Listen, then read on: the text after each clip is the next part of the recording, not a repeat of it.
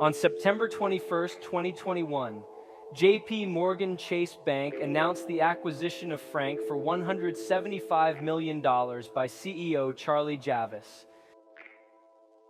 and Chief of Growth Officer Oliver Amar.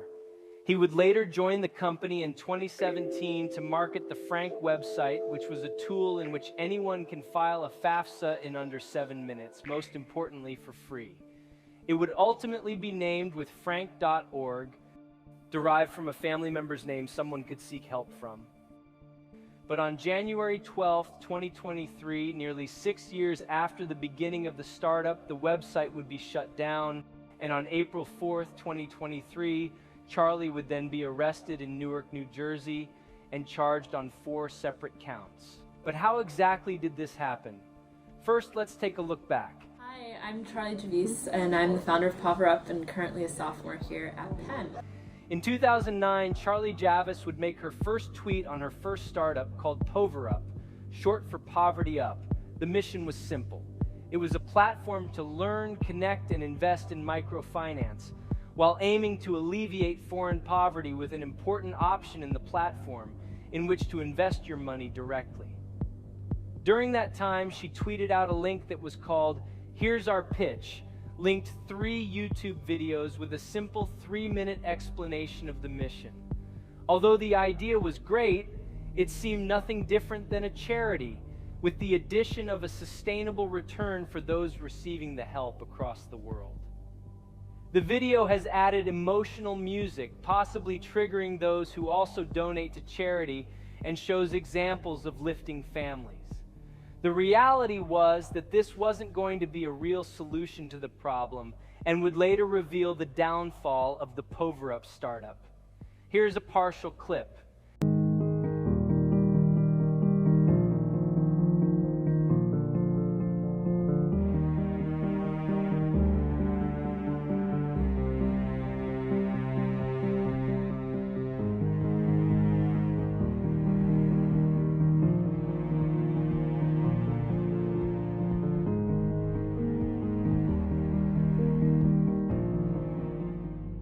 She would continue with the mission to reach the desired funds for the startup, but ultimately only raised around $300,000 in the span of a few years after graduating Wharton School. She would upload her very last tweet under the Twitter account PoverUp on June 4, 2013, linking a Tumblr account which she never abandoned. A year prior, she made a trip to San Francisco to pitch her startup for the Thiel Foundation, but not without making claims of major growth on the startup, telling Forbes it had allegedly doubled within weeks. Winners would receive $100,000 in fellowships for students planning on building bigger and better things. She would later claim she took herself out of the running due to school, but in an email from Jonathan Kane, then president of the foundation, would wittingly disprove her claims, stating she never opted out, and the lies would begin to trail after this event. This would also be disproven with another public statement from Michael Gibson, co-founder of the venture fund 1517, saying she was never offered a fellowship, saying partially due to her personality, but also while mentioning the size of the startup at that time. 10 years later, he would double down in a tweet on January 16, 2023, tweeting, "We never in any way offered her a fellowship. There is a CNBC documentary that shows this, liar." The potential reason to confidently lying was the media coverage exposure she consistently managed to reach. This was a formula of a seemingly very charming personality and a perception of a truthful and successful CEO of a meaningful business. However, she did manage to win $11,000 along with $20,000 in the 2010 Spark Seed Social Innovation Competition with her co-founder Hillary Clevenger and Cassie McGurk. Hillary would follow up on YouTube with her first video mentioning being the winners and what lies ahead. This would also be the last video she uploaded on her YouTube channel about PoverUp. In 2012, Charlie said she had goals to reach $10 million worth of investments by 2016 from her first startup, but soon realized this wasn't going to happen. This forced her with three options, one of which was to create something entirely new. She would execute on a company called TPD, an alternative to FICO for fair credit worthiness, based on more current criteria. But she stumbled upon yet another issue with this, which would be a requirement of funding she didn't have due to each state compliance approval. The amount in seed money she needed was well over $10 million. This resulted in Javice rebranding TAPD. She had to bring in another idea to work on. After a few months of speaking with her investors, she ultimately decided on what would become a tool for faster FAFSA applications. And the idea was great, which later funded in seed money round in the years to come, without question. Nearly half of what she was seeking with TAPD to begin with. Following the establishment and rebranding of the company, Charlie Javice would regularly visit Israel and connect with many entrepreneurs in the area. This would lead her to meet her new co-founder of the company, Adi Omasi. But after just 1 year, he was fired unlawfully early 2017 and ultimately sued the CEO. He later won. This was mostly due to Charlie not earning enough to pay her employees. This was the beginning of the legal mess that surfaced beyond just lies. She was just trying to reach her goals without limitations. This would be followed with another red flag. She received a cease and desist letter from the Department of Education saying her website, frankfafsa.org, was using copyright infringement, potentially misleading people to think that it was a real FAFSA preparer. She would be forced to pass the domain over to avoid more legal issues, and with that, would eventually change her domain to withfrank.org and would remain until the collapse. Frank Financial wasn't actually a real preparer because they weren't affiliated with the Department of Education in any way. They were simply a middleman between letters and schools. She wanted to purchase frank.com to keep it simple, as one-word domains depict a lot of information at a glance, but it's owned by a company called MicroStrategy. Due to cost, it was avoided. Besides the warning, Charlie managed to make it on the Forbes 30 Under 30 list in 2019 to help others, understandably. But beneath the smile lies the truth, because she would receive yet another warning letter a year later near the beginning of COVID-19 from the Federal Trade Commission, insisting she was misleading students on her claims listed on the website. Charlie Javice knew people were at home online at a 40% increase rate and would make the wording purposely tricky in hopes of people taking the bait. It was also stated by her many times that the majority of her customers were low-income families, in turn statistically also less educated, and would most likely innocently believe what she had claimed. For example, she would claim what grant eligibility you were opted in for when the school would be making this decision instead. This may not seem like a big issue, but while purposely making the wording even slightly tricky, it would most likely yield a subscription of $19.99 a month or other paid services up to $500 from people who expected what they were reading and later realized by the school differently. There was other claims she was making, and the facts were not adding up to the claims she had. This also included direct claims to consumers who received cash advances from Frank could pay them back whenever their financial aid were to arrive without a time limit. Based on that information, this would in fact be false. Another part of the website says that consumers must pay back the cash advances back 61 days after the date of disbursement. It was straight out lies, in hopes to reel in as many students that didn't read the print elsewhere, who would otherwise not continue with knowledge of the 61-day limit. This was noted by a Reddit user, Ryan516, in 2020, the same year she was issued this letter, saying the verbiage on the website were nothing far odd. The purpose of the website maintained its purpose, to help students. She wanted it to grow no matter what. And Charlie managed to fund a huge $20 million in venture capital by now. One of the key investments presentations was to include a connection with online classes, and that's exactly what she did next. But there was just one issue.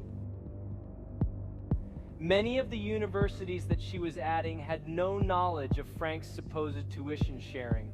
It's unknown how many went unnoticed, but it was more than one. Kaiser University spokesperson Jeff Laliberte publicly said that Kaiser University has no relationship with Frank and has never contracted with the company for services. But for Charlie, this was beginning to be normal, and she would claim to add colleges every week, seemingly without permission on ClassFinder link. On an interview on Yahoo Finance, she claimed just that. Every single week we add more colleges. More colleges that were seemingly randomly added because Lee University was yet again unaware of the 317 classes that Frank had listed. It's important to note that these classes were not free. How she was getting paid for a ClassFinder link on colleges without permission remains a mystery. However, what does align with these actions is morbidly clear. Beyond the idea of having ClassFinder link on the Frank website, it's another to have classes without knowledge in order to raise the number of colleges she would claim to work with. This would be to represent one very big thing Javice wanted to portray, that her website was growing, continuing to grow, and to grow as fast as possible. But how fast was the website actually growing? Let's lay out the real numbers and claims leading up to 2021. In 2017, Charlie claimed to help fund $4.5 billion across 160,000 families. This would nearly double in 2018 and double again in 2019.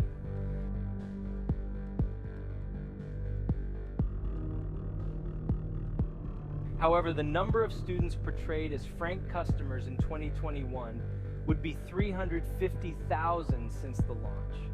This number will change for the first time in 2021 within a month to 4.25 million. This would be proven factual from the Wayback Machine screenshots showing on January 28, 2021. The number was actually representing the numbers of accounts created, not including started FAFSA applications. The number would be consistent prior to February 22nd, not even 30 days later changing to a mega 4.25 million students. Given the benefit of the doubt, it would only be reasonable to upload the number of students as it grew to 1 million all the way to 4 million. In this case, she never did that. Except she did, because on July 2021 to December, this number would jump to 1 million in the matter of 5 months on her website, proven again on the Wayback Machine screenshots. Additionally, she would claim to reach financial aid at over 6,000 institutions. But the NCES website says there was less than 6,000 that year. The claims were to prepare her to sell the company. She secretly knew it wasn't growing as fast as she wished. This would be the year she began searching for possible interest, especially after COVID-19.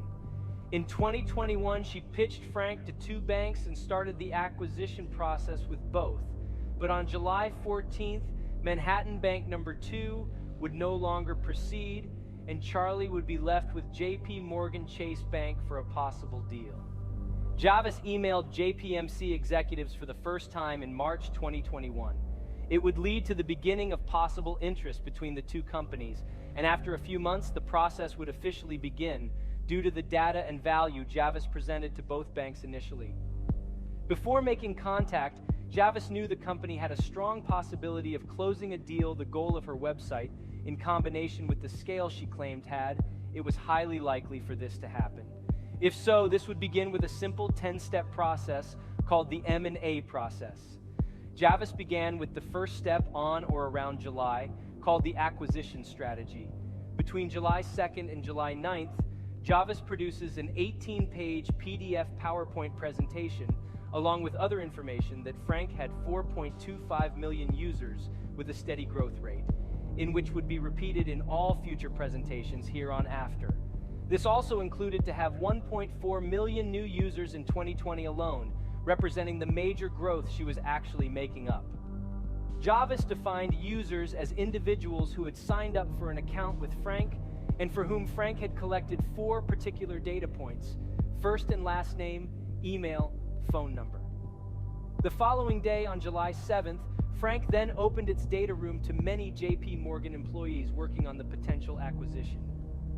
Javice delivered a management presentation to representatives, which was accompanied by a 60-page PowerPoint deck called the July 7th pitch deck. Similar to the July 2nd pitch deck, this very boldly maintains the claims of 4.25 million users on the platform. The thesis would state that due to the number of users combined with the information in connection with each student Frank had, the value of the company would suggest its worth and value. Making an important statement for JP Morgan Bank specifically, as they would market Frank's students to potentially sign up for a JP Morgan Bank account and most likely follow up with the credit card post-college. This was easy to agree on if the data was in fact correct. JP Morgan Bank would eventually request due diligence meetings on July 9, 2021. During this time, the negotiations of $175 million would follow up after, if the data was to be validated further. Around step 7, this was nearing the beginning of the due diligence process before the due diligence process would actually begin.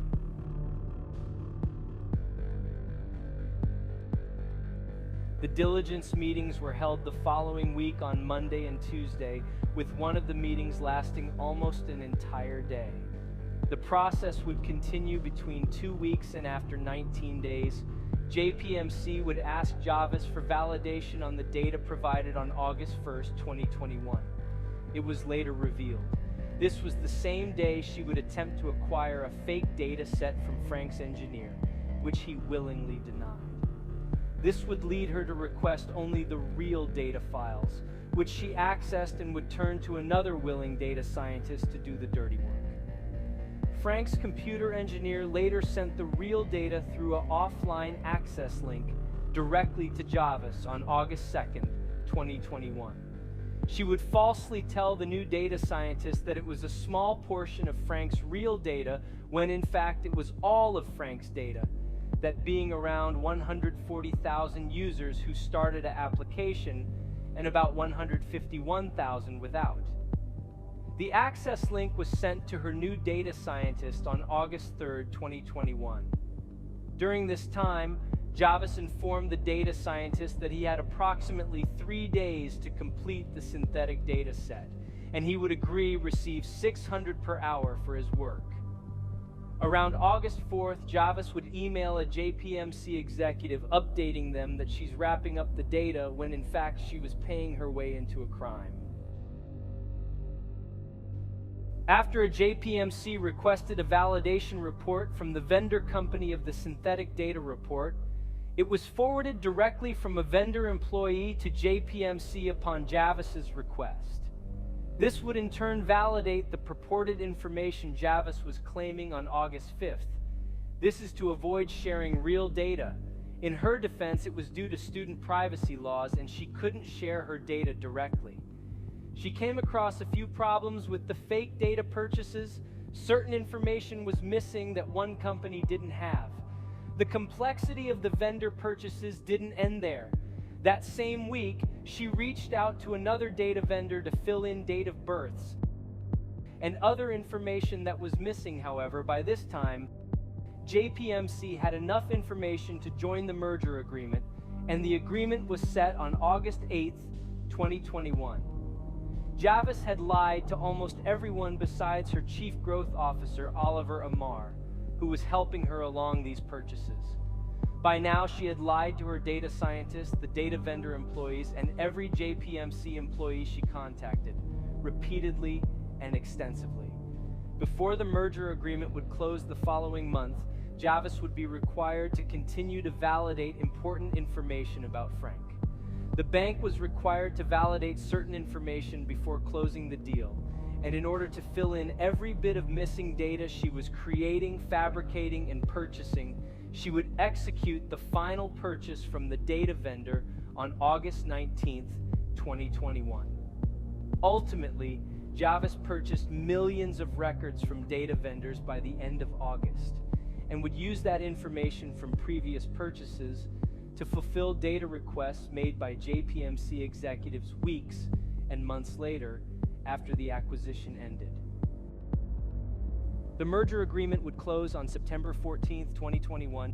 Charlie Javice, along with Oliver Amar and other Frank employees, would then be hired by JPMC. Amar received approximately $5 million directly, while Javice received $10 million directly after the merger agreement.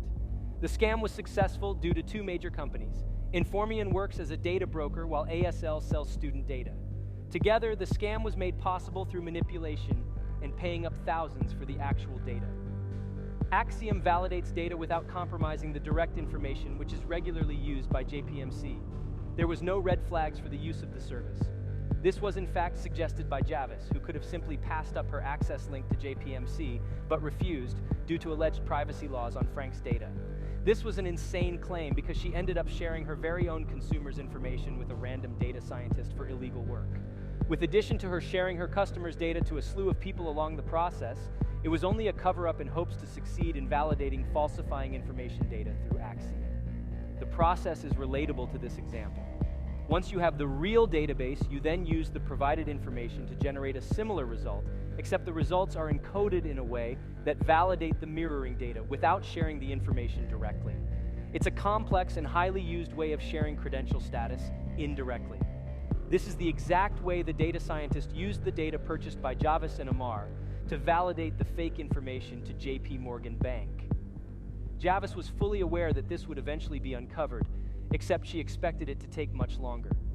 She didn't realize the marketing samples that would be sent would be only a few months later, before her retention bonus of $20 million.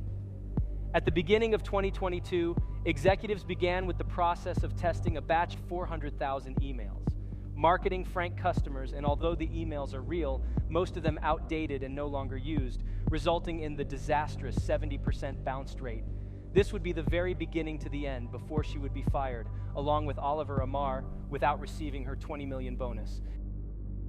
And ladies and gentlemen, the rest is history.